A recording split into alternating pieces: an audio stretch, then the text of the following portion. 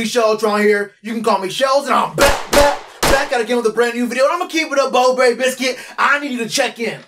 And you know exactly who I'm talking about. All the Teddy Bridgewater truthers, I need y'all to check in right now. The people who was talking about Teddy Bridgewater coming in, being the savior. The people talking about Teddy Bridgewater doing a good job. The people talking about Teddy Bridgewater might just be our quarterback of the future. I'm talking about everybody.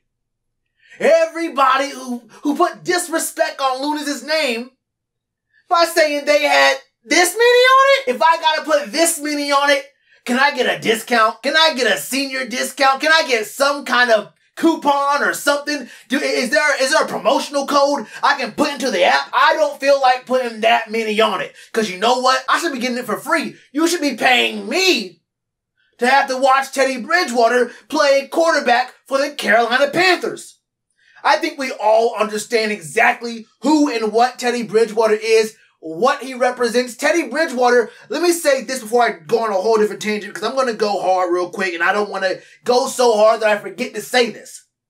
Teddy Bridgewater is not a bad quarterback. Teddy Bridgewater isn't a horrible quarterback. He's not Nate Peterman. He's not DeMarcus Russell. He's not the biggest bust of the century, you feel me? He's not one of these goofies out here who really have no place in the National Football League. That is not Teddy Bridgewater. But what is also not Teddy Bridgewater is a franchise quarterback.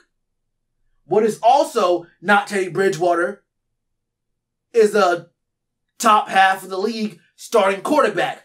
What Teddy Bridgewater is a solid quarterback if the whole team around you is already built to win. You need an elite top 3 defense and then also one of the best offensive lines in the league for Teddy Bridgewater to be your playoff and deep playoff run quarterback. That is a winning formula if you have an elite defense, a very good O-line, and a quarterback who you're not asking to win the game for you. You're asking him to just don't lose the game for us. And that's what Teddy Bridgewater does. He doesn't lose the game for you, but he's not a guy who's going to go out and win the game for you. 7.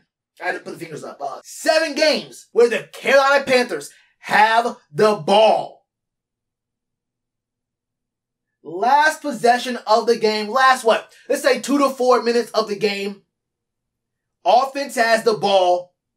Driving down the field. And Teddy Bridgewater has failed to execute. And sometimes he's failed to even attempt. He's failed to even play NFL football.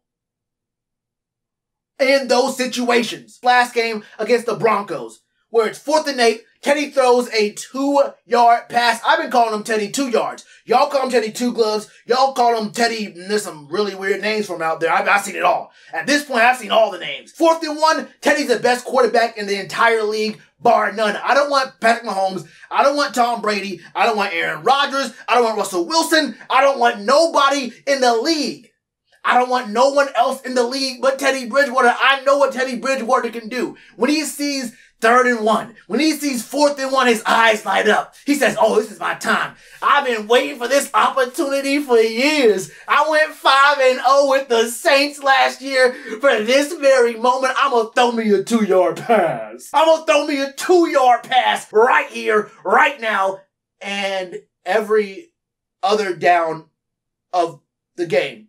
Because that's what I'm good at. And you see it all the time. Teddy Bridgewater seems to be, I don't want to use the word scared, but he seems reluctant to even try to play the game of football when it really matters. We've seen it so many times. He is not willing to put the ball in harm's way. It seems like he's more concerned with his statistics than actually risking it to actually win a game. On 4th down, you cannot throw a 2-yard pass and say, well, I hope Curtis can break this tackle, outrun those 3 guys, do a quick little spin move, and that way he's at the 6-yard mark. After that, he has to jump over 4 other dudes and run over the ref, and maybe he gets that 9th yard so we can get a 1st down. And then I have to continue the process and hope I don't mess up again throwing more 2-yard passes. Now, I can't blame 100% of the games on Teddy Bridgewater because Teddy Bridgewater is not the only place where there's room for improvement, where there's room to see more production, where there's always room to have better play everywhere on the field. There's not a single game where 100% of the game falls on the shoulders of one player. But there have been a lot of games this year where even with those mistakes that others are making throughout the game, this offense has had its shot. They've had a fair chance to make moves at the end of the game to win or tie. And we just failed. Most people know about the 7 games this year that we've lost by 1 possession, but this is not new. This is not new to Teddy Bridgewater. This is not new to Matt Rule. For the past several years, we've been a team that loses close games. Now, I can't speak to whether all those games or how many of those games were with the offense on the field, but let me tell you this. Over the past 3 years, 2018, 2019, and the 13 games in 2020, 20 of those 45 games have been losses by 1 possession. Let me do some math for you. 20 divided by 45 is 44%. Almost half of the games played by the Carolina Panthers over the past 3 seasons have been losses by 1 possession. Now tell me where they do that at. I didn't say half our losses. No. I said half of our total games played since the very beginning of the 2018 season have been losses by 1 possession. I'm not even talking about the losses by more than 1 possession, and there's been a few of them. I'm just painting the picture that this losing by 1 possession thing is not new, but that does not give Teddy Bridgewater the right to play the way he's been playing over the past, let's talk about the whole season, honestly. I have not been wholly impressed with Teddy Bridgewater for the most part this season, which begs the question, is now the time to see PJ Walker just go in there and say, look, man, let's just see what we got. And I know the last time this fan base said, let's just see what we got, we put Will Grier in a situation where he was put into a game behind a horrible O-line the week after both his head coach and his offensive coordinator both got fired. And he was learning the game of football behind Kyle Allen, a quarterback that most Panthers fans have little to no respect for because Cam was hurt and he was not at practice. He was not at those meetings. He was not out there watching film with these dudes. So there was no real veteran presence who's been around NFL teams in that locker room, in those film sessions with Will Grier. He was set up to fail. But PJ Walker's played, what's XFL? Semi-pro? It's basically, I don't know what to call it. It's the WWE of football. I ain't gonna lie to you. It's a watered down NFL with worse talent. But at least he's been in the locker room and these film sessions and practice with Teddy Bridgewater. And even if Teddy isn't a good on-field quarterback, he at least knows, I imagine he knows about coverages. He can give advice. He was watching behind Drew Brees, so he can at least just repeat what Drew Brees said to you. Just randomly say things Drew Brees would say in meetings. It doesn't even have to make sense in the context you're saying it. And maybe you say enough random things that Drew Brees said that some of it makes sense, some of it has the right context, and some of it helps out PJ Walker. Because at this point, we're not in the same situation we were in when we had Will Grier come in. This is a different situation for PJ Walker. And at this point, man, you gotta see what you got. Let's watch. Because you know that Teddy, if we were losing these games and Teddy was trying to push the ball up the field, then I would feel differently. I would say, look, you already paid him the money. You paid Teddy the money, and he has to get paid next year anyway. So he's going to have to get this bill. You ain't wasting the money. Put him on the field. You can't waste the money. But at this point, if Teddy's going to throw 2-yard passes and not even attempt to throw the ball down the field on 4th down with the game on the line, you can't punt. If you don't want to play football, don't let him play football. And don't tell me throwing a 2-yard pass on 4th and 8 is playing football. That's not football. At least risk it. At least pretend you want want to give us a chance to win the game. He didn't want to do that. And right now, I'm not even saying that PJ Walker is the answer. I'm not even saying that I believe in PJ Walker, because I saw PJ Walker play horrible at Temple. Like, not good. Not even not good. Horrible is the word. He had not a single year where he was even a decent quarterback at Temple.